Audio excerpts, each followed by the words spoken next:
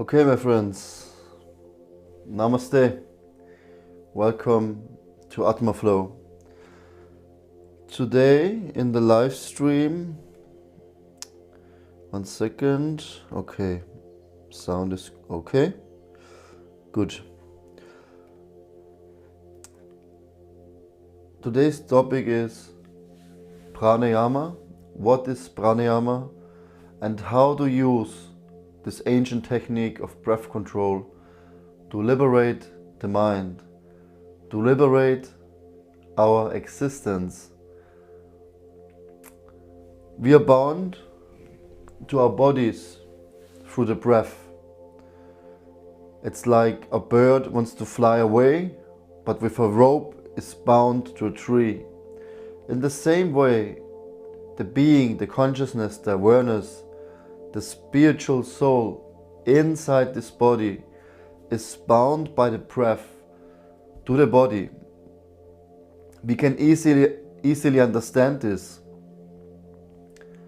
Somebody dies in the family. You visit him on the graveyard and you will say, my friend, my father, my relative is gone. But where is he gone? He's still under the earth, isn't he? No, the soul is gone, the conscious being. He took his last breath. Because there's no life force in his body anymore, then the body is useless. It's like driving a car. If there's no petrol, the engine will not work. I mean, a car looks very similar to us, no? Has 2 eyes, has the grill in the front like our mouth, has 4 wheels like your hands, your arms, your feet and your legs, has something for the, to remove the gas, the petrol, after it builds up the energy after the explosion. Sorry, my English is just looking for the right word. Yeah, what else is similar? Like the pipes or the lines for the brakes and the tank, the juice, the blood. Then we have the engine, our heart, what is pumping. Yeah, very similar to a human being, isn't it? So if you don't put any petrol into the car, then the car will not work. If we don't breathe, if we don't have any life force in form of oxygen in our system, the body will not work. How long can you survive without food? Think about it. Maximum 40 days. It's quite long, 40 days, but not much longer. Without water, up to 3 days. Only 3 days without water. How long can you survive without any air in your lungs? Maybe 20 minutes if you're a professional swimmer. But other than that, it's very difficult. Just for a moment, just for a few minutes to survive without air. Try it out. Take a deep breath in, fully exhale. And now hold the breath. And I wonder for how long you can hold your breath now without any oxygen in your lungs.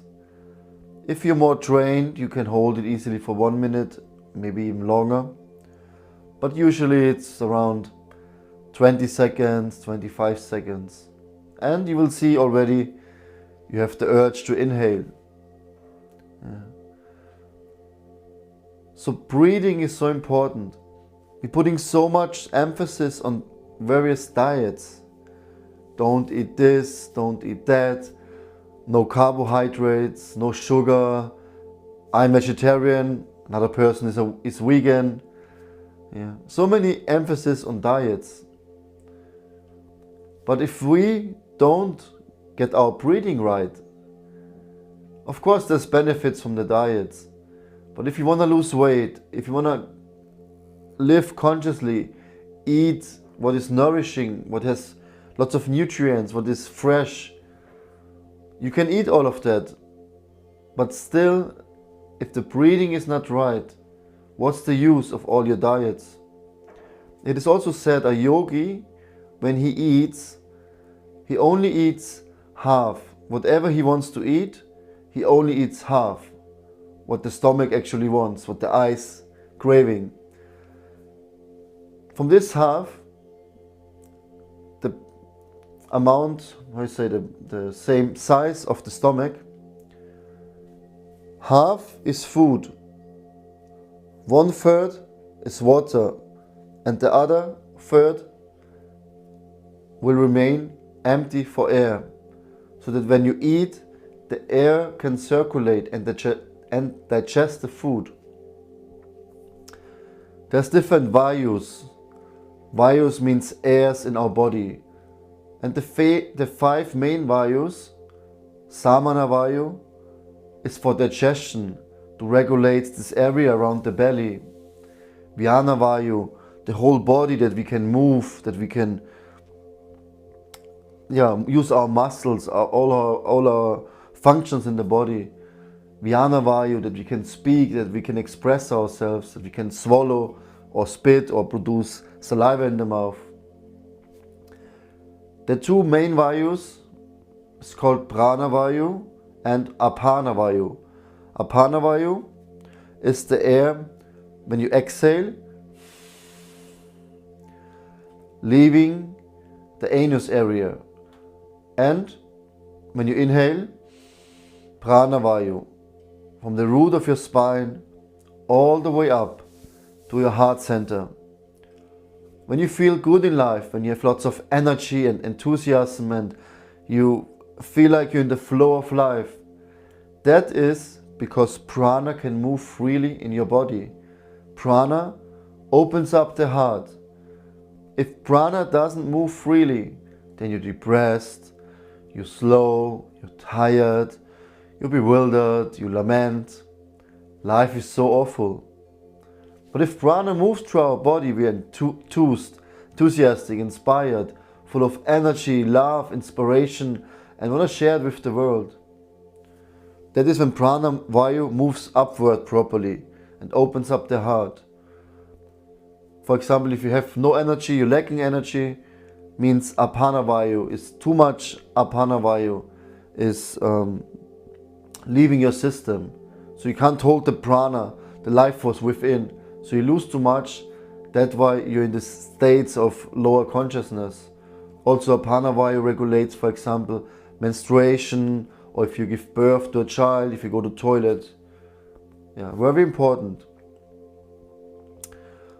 Also connected to the vayus, we have the nadis, the energy channels.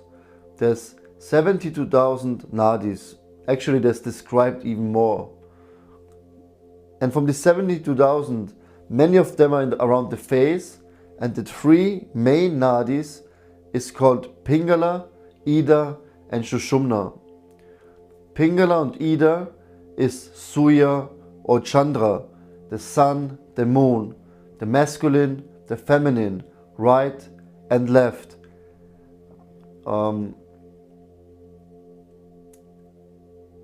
Logical creativity. What else? Yeah, all these dualities between the left dominant brain and the right dominant brain, the yin and the yang. Yeah. This is controlled by Pingala and Ida. From the root of the spine, from the Muladhara chakra, the energy lines going like this, crossing over at all the chakra points up to the crown. In the middle of that is something called Sushumna Nadi, Brahma Nadi, the main energy channel.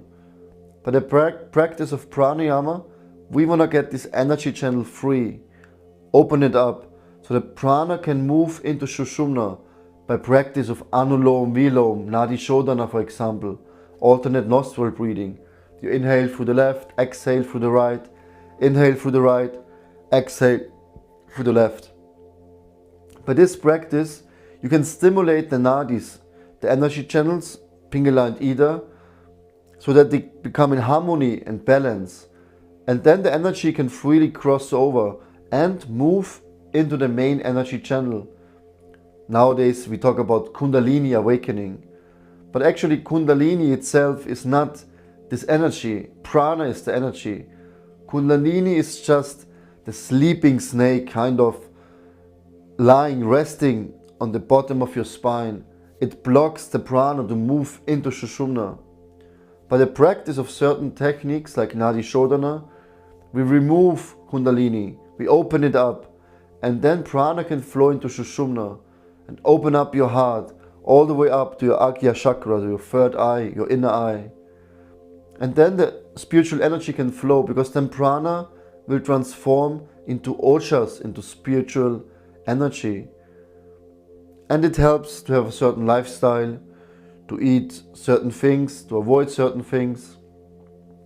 Don't steal, non-violence, study the scriptures, worship God, live in celibacy, or if you're married, only have one wife and have sex with this one wife to get children, not for your own sense gratification. These are called the yamas and the niyamas. From the Patanjali Yoga Sutras, there's Ashtanga Yoga. Anga means limbs and Ashta is 8. So the 8 limbs of yoga, Ashtanga Yoga, starts with the rules and regulations, the do's and the don'ts, the yamas and the niyamas. Then gradually, when we live a sattvic, a pure lifestyle, we can practice asana. Asana means nowadays we have all these yoga asanas, and asana will help us to sit for a certain time in the same posture. Of course, we do some Surya Namaskar, some Vinyasa flow, and to strengthen the body, strengthen the back, the spine, open up the hips, that we can really sit for a long time. And then when you sit in a meditative position, your body is relaxed, then we can practice pranayama. Prana is the life force. Ayama means to control, and yama means also to extend, to hold back. So prana, yama means to control and hold back the life energy. Why you want to hold back the life force? They made some tests with animals. Animals who breathe fast have a shorter lifespan. Animals breathe faster, breathe slower, they have a longer lifespan. In the Ayurvedic scriptures it is described, the more you breathe, the shorter you live. Your lifespan, when you take birth in this world, you have a certain amount of breaths, determines your lifespan. So a yogi don't want to waste his lifespan, so he can use this time for self-realization, to realize his true nature as a spiritual being. So pranayama helps you to live longer. Longevity, people using all kinds of products on their bodies to look young, to stay fit and healthy. But actually the key is to practice pranayama. But pranayama not only increases your lifespan, it also improves, enhances and increases your life quality. It can help you with any kind of emotional blockages, with traumas, with addiction problems, with stress, with anxiety, with fear. You name it. There's so many things outside that makes us not feel right, in the right space, in the right mood, in the right environment. But with the practice of pranayama, you will open up the mind, the heart, the prana, the energy can flow freely. You will be more energized. You strengthen your immune system, your vitality. You will feel more like you fly through the life. You'll be in the flow of everything. Circumstances will change in your life. And even if everything doesn't work out the way you wanted, you will be peaceful, in harmony. You will be grounded, completely centered by the practice of pranayama. There's many more benefits to the mind, physical health, mental health. The main topic I want to talk today This was just a short introduction to pranayama. But the main thing is actually the goal of pranayama. Ashtanga yoga, the first 4 angas are very on a cross level. The yamas and the niyamas, the do's and the don'ts, the asanas, the sitting postures, and then pranayama, the breathing exercises. After that comes pratyahara, what means to withdraw the senses of the object of the senses. So bring your mind away from the external world and bring the mind within. After that, we have dharana, concentration on one thought, on one object, one pointed, ekaha, without ananya, without deviation, fully focused. And then, from there you go into dhyana, meditation. And then only you can reach samadhi. And samadhi is also not the ultimate goal, because it's a yoga ladder, 8 limbs of yoga. Doesn't mean the 8th limb is the final destination. It's also just a means to an end. Samadhi, to be in transcendence, to be one with everything, but in the same time you keep your individuality. That you don't need to force anything anymore. You experience yourself as conscious being. And further, you realize the soul in the heart. And inside the heart, you're not alone. There's also something called Paramatma, the super soul. The Upadrashtra and Anumanta means the perceiver and allowance giver. So he controls everything, he allows everything to do. Like 2 birds sitting on a tree.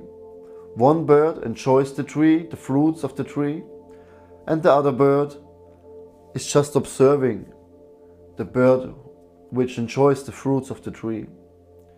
So we are the bird enjoying, and the Paramatma is the witness, always there with us, guides us the whole time.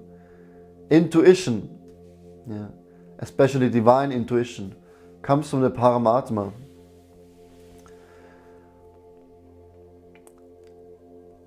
That's the goal.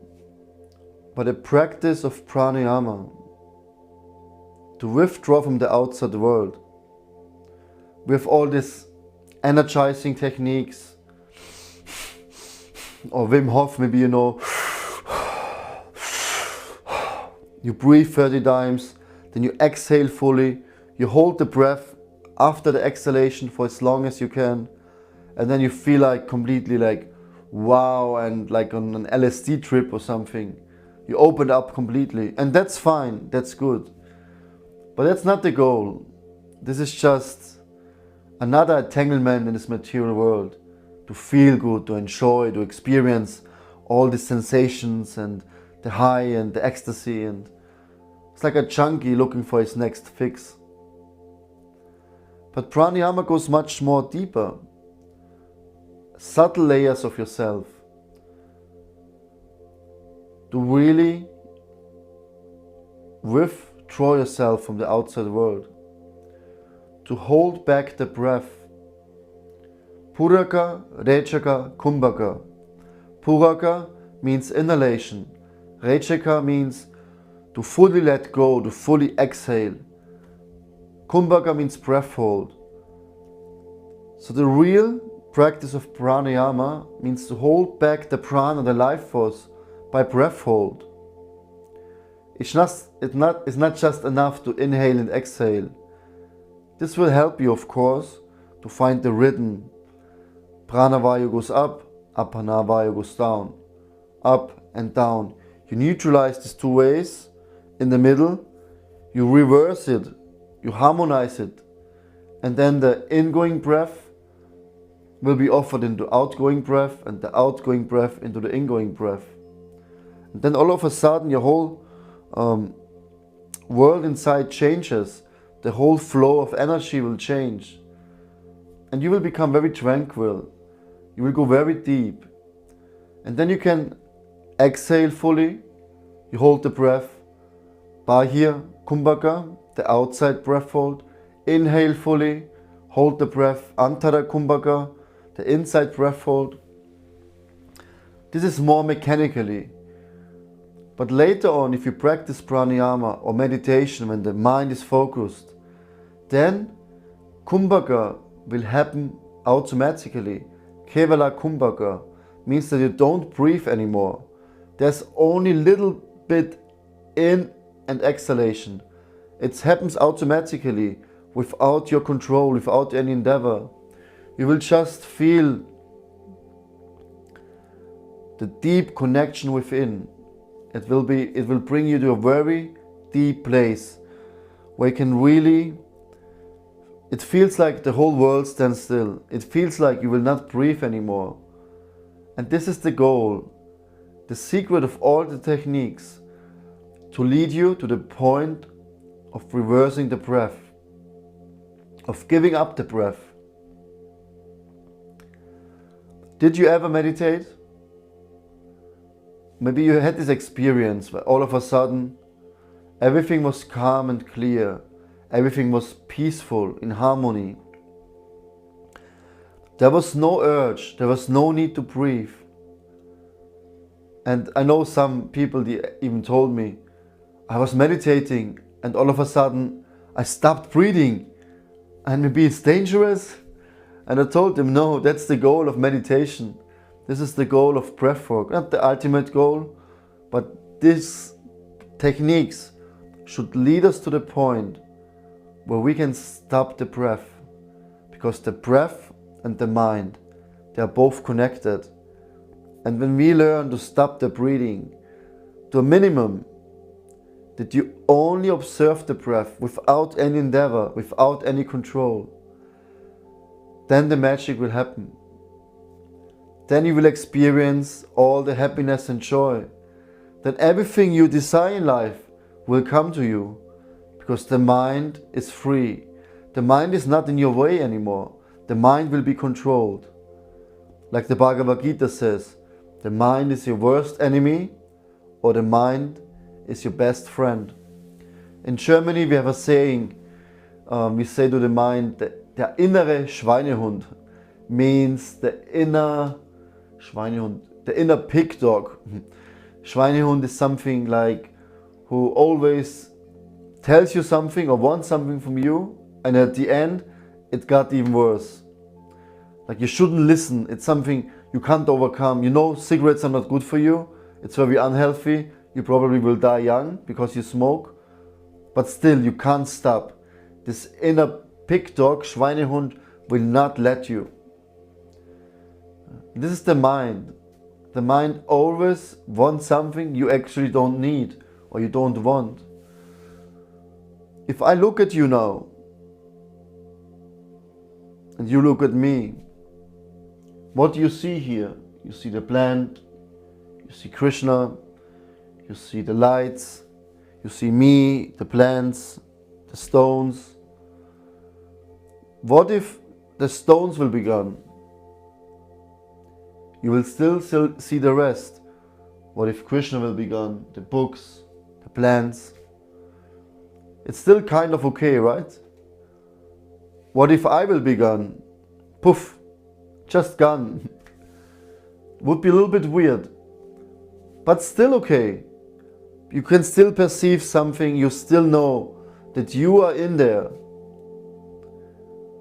But what if you will be gone? The awareness, the consciousness, then it's over. The mind is just a tool. The mind makes us think, I want this, I want to enjoy. Today I want to eat this, tomorrow I want to do this. This girl looks nice, this girl don't look nice. I want to fly to Australia. I want to go to the beach. I don't like the beach. I don't like Australia. Everyone has a complete different opinion about life. But why? because of the impressions we have in our mind. So many years, so many impressions. And then you decided, I like this and I don't like this. Raga, dvesha, attachment, aversion. Attachment, aversion. It's always the same. But who are you? Are you all these attachments? Are you all these aversions? Do you like everything you want in life? Do you identify with this? The house, the nice beautiful garden, the gardener, the car, the money,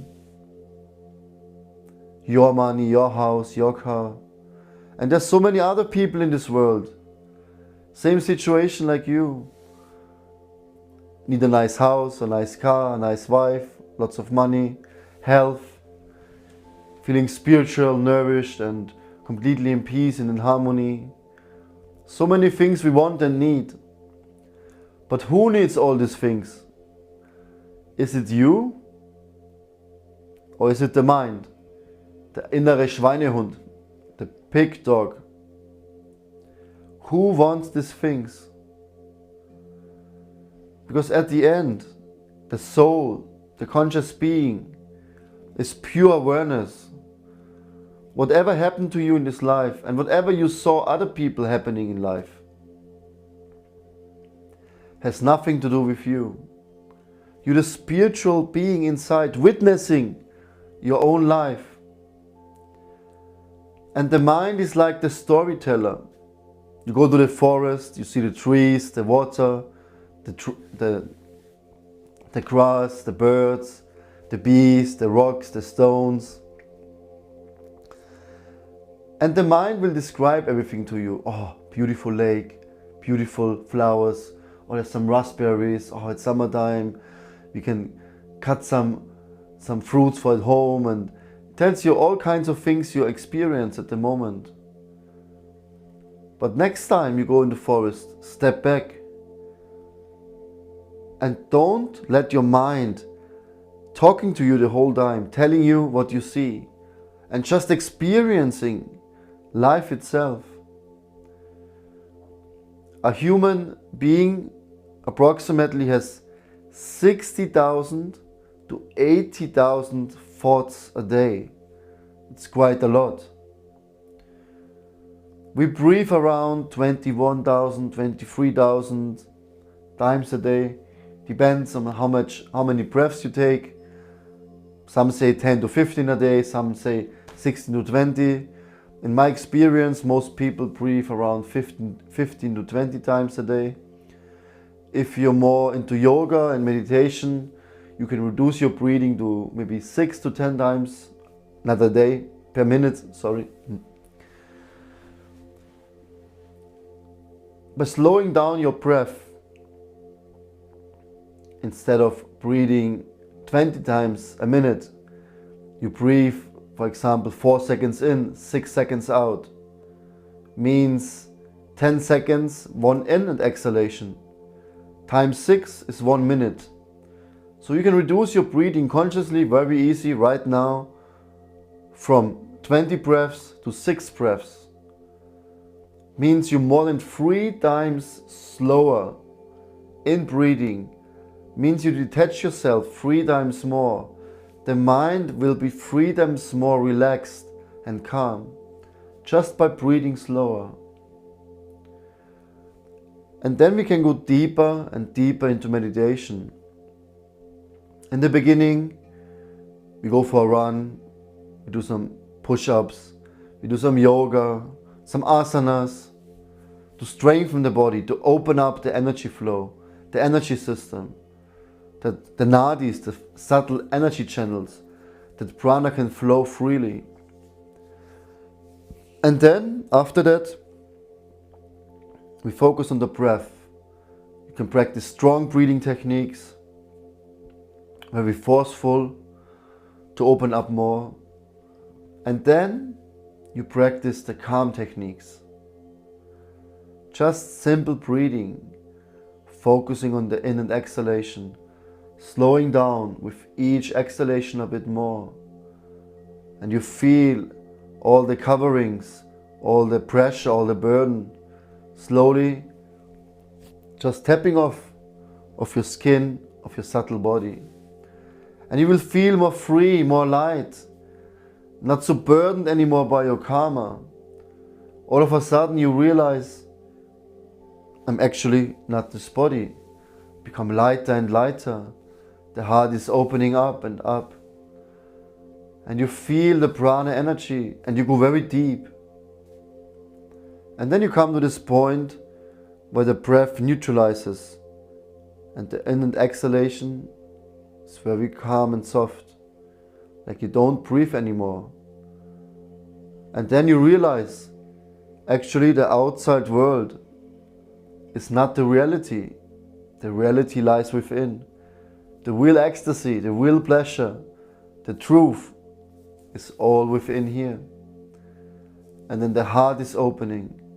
You're focusing on something important to you, on your deity, on God, on a mantra, dharana, concentration. And then you don't need to focus anymore. You absorb yourself in meditation. And you just be in the present moment. Be aware, be the consciousness. Forgetting about all anxiety and stress, all worries. And experiencing yourself within, the soul within.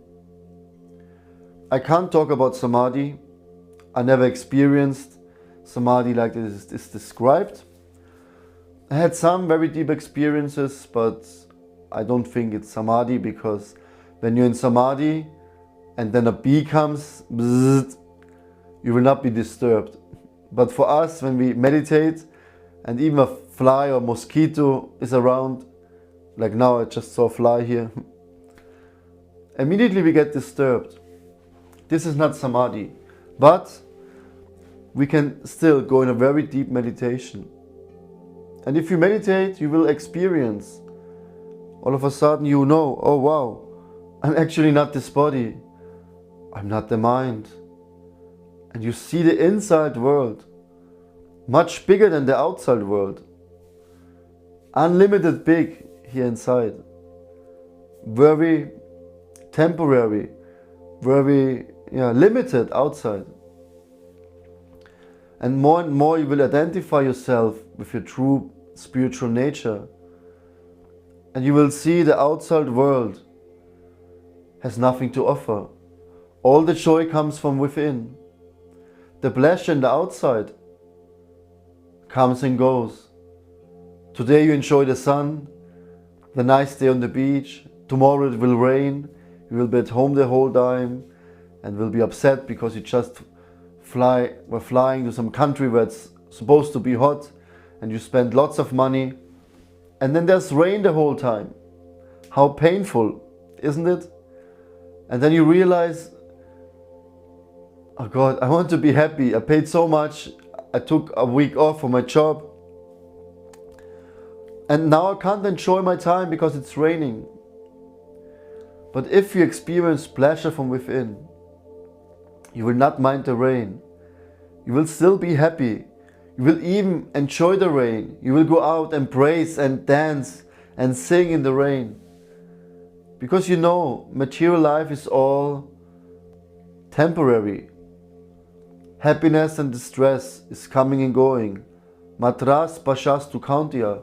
Sitoshna sukha dukada. Sukha dukkha means happiness and distress. It is said, like summer and winter, heat and cold, distress, happiness, they appear like the seasons, like summer and winter. And a self-realized person is not disturbed by that. If you understand who you are, there will be no pain, no suffering. In my life, I lost many people through my drug history and prison time. I saw many people dying not in front of me, but also was a case. But in general, over the years, many of my old friends left their bodies. And if I would not know about the soul, that would have been so devastating for me. Of course I'm grieving and I'm sad and think about them. But I don't identify myself anymore so much with this material body. And it's much easier to deal with losses. Or some money got stolen, or I lost my job, or some friend betrayed me. Then you see the soul behind. You see how the world is made. That there's always suffering. There will be always something. Your mind will tell you, oh no, your world will break down. But if you experience yourself from within, all the suffering will be just like another TV show. You watch it, you feel a little bit connected, you feel like, okay, it's sad, but after the TV show, you move on. You understand, actually it was not real, has nothing to do with me. But that's life. But it gets serious when you know who you are. When you no longer identify with the body. Then life gets serious. Then miracles will happen. I had so many nice experiences with other people who experienced the same like me. The exchange is much different. It's not that I want something from you. It's not about taking. Automatically you will give. To love means to give. I can tell my daughter, I love you, I love you, I love you. But I will not feed her, I will not change her nappies, I will not change her clothes, I will not take care of her, she will just be in the corner watching movies the whole day. That's not a sign of love. Sign of love means to serve, to do everything possible to make this person happy, even if she hates me, even if she doesn't like me, but I love her and I will do everything for this person. That means to love. And on the material platform, love is a very broad word everyone uses nowadays. Oh, I love you. But what we really mean most of the time, I want something from you. I lust over you. I'm attached to you. Because if you don't give me what I want, I don't love you anymore. But that's not the meaning of love. Meaning of love is like the love from the parents to a child. Unconditional. I give you, even if you don't give it back, but I'm your father, I'm your mother, I love you and I want to do everything to make you happy. That's the first stages. And if you want to have this exchange in life, first we should understand who we are. And by the practice of pranayama on a daily basis, it will reveal the truth. It will show you that you're not the body, that you're not the mind, and all the happiness outside there is very temporary, very minor, very little small. How much happiness you can give this finger? Just recently I talked about it. You can massage this finger, you can kiss the finger, you can put it in something nice, some chocolate cake. But how much pain you can give this finger? You can burn it, you can cut it, you can smash it, you can break it. The pain is so much bigger. So this material world, the pain is so much bigger than the happiness we can get from the world. I'm not saying the inner happiness. Always accessible, always present. You don't need to pay anything. It's just your nature. Sat Chit Ananda. The soul is eternal, never be born, never will die. Chit, full of consciousness, awareness and knowledge. And Ananda, bliss, spiritual ecstasy.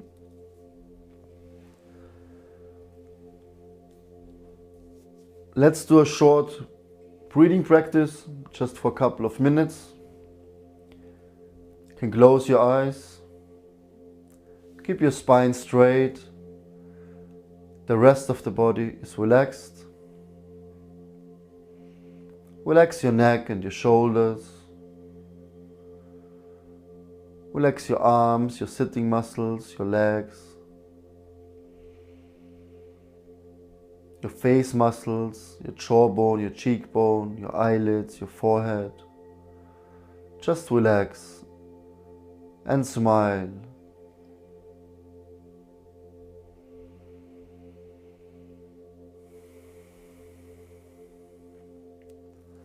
And now focus the awareness on the breath. In and exhale through the nose. And just focus on the breath. Feel the sensation in the nostrils. Feel the prana entering your system. The energy from the root of your spine moving all the way up with the inhalation to your heart space. And with the exhalation back down to the root of the spine. And smilingly observe the breath.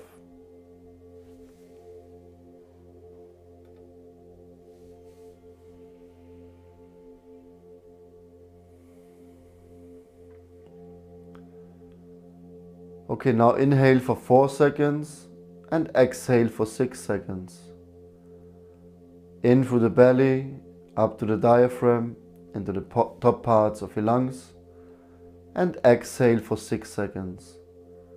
After the exhalation, pull your belly in, exhale fully, and again inhale, belly goes out like a balloon, opens up the diaphragm and fills up the lungs. Just breathe.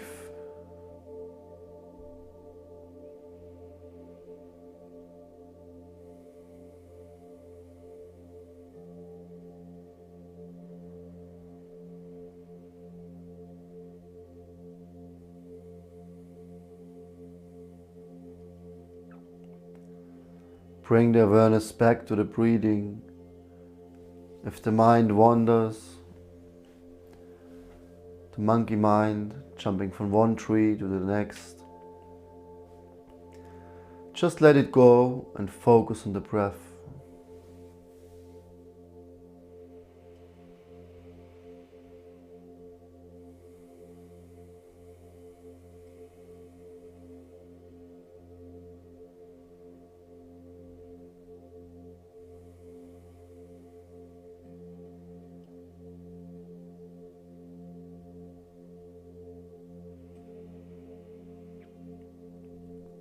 Make the breath with each in exhalation more soft and more calm. No need to deep breathe anymore. Just gently and soft breaths.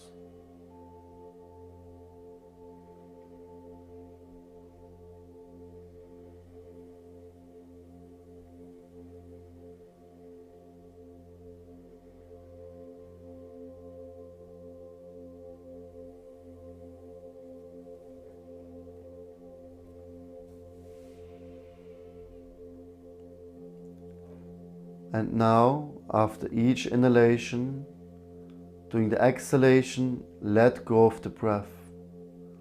Let the breath happen by itself, without any control, without any endeavor. Just let the exhalation happen.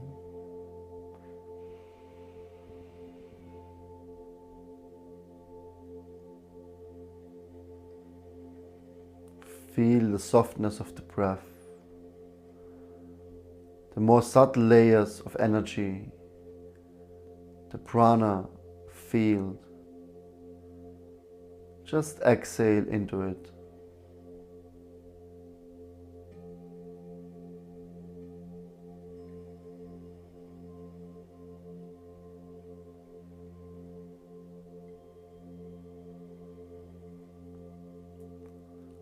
And now also let go of the inhalation. Just smilingly observe the breath. Very soft and calm. No effort, no control.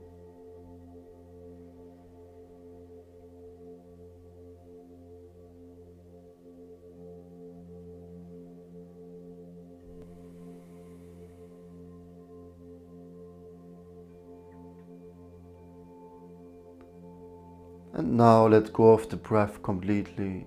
No control, no endeavor. Just let the breath happen. No need to control anything. Just be in the present moment and enjoy the spaciousness, the calmness within.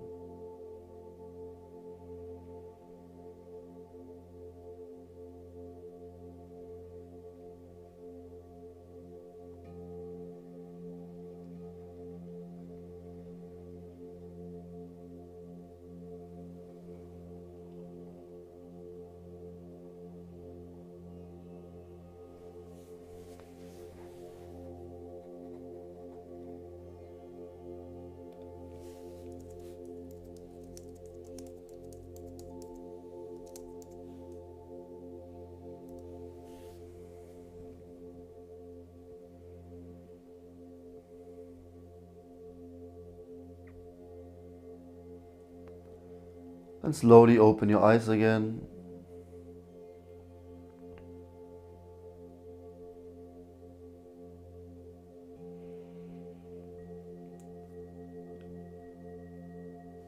This is actually very advanced pranayama to slow down the breath, complete harmony and balance.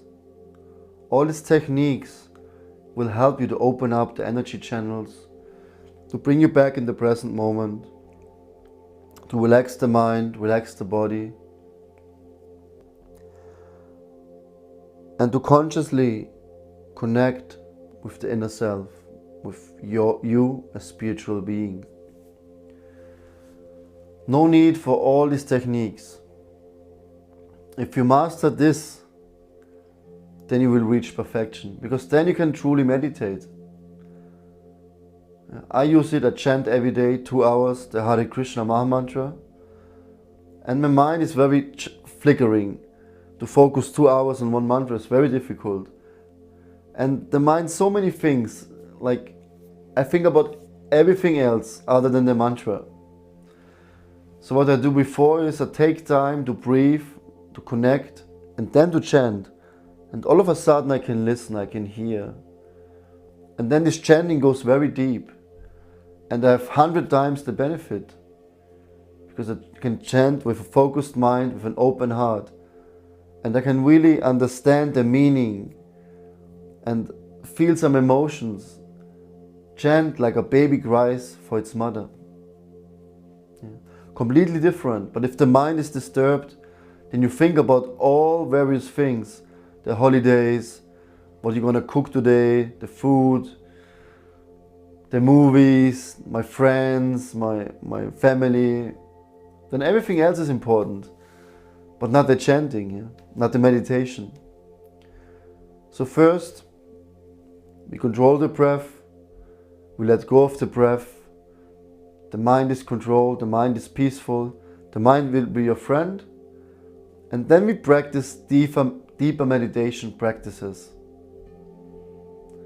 Yes, I hope this could help you. I'm sorry, I have to apologize.